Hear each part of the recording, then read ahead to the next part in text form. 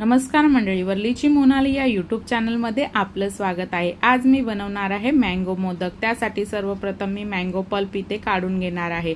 Mango pulp काढून झाला की मी एका कढईमध्ये घी टाकणार आहे। घी चांगलं वितळलं की त्यामध्ये गूळ टाकून वितळून घ्यायचं आहे। मग आपला ओल्या खोबऱ्याचा किस टाकून परतून घ्यायचा आहे। मग त्यामध्ये मँगो पल्प ॲड करून घ्यायचा आहे आणि चांगला शिजवून घ्यायचा आहे।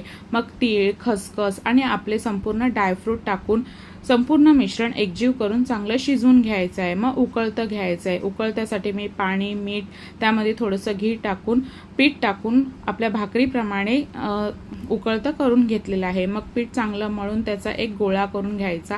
मग गोळ्यामध्ये चांगला असा पारी करून घ्यायची आहे आणि ही पारी म्हणजे वाटीसारखा आकार करून घ्यायचा आहे। मग त्यामध्ये सारण भरून घ्यायचं आहे। सारण भरलं का त्याला चांगल्या कळ्या पाडून मोदकाचा आकार द्यायचा आहे। मग मी इथे सर्व मोदक वळून घेतले। मग त्याच्यावर केसर टाकली आणि एक 10 ते 15 मिनिटं आपल्या मोदकाला स्टीम करायला ठेवलेलं आहे। मग अशा प्रकारे एक 10 ते 15 मिनिटांनी आपले मऊसूत असे आंब्याचे लुसलुशीत मोदक तयार झालेले आहेत।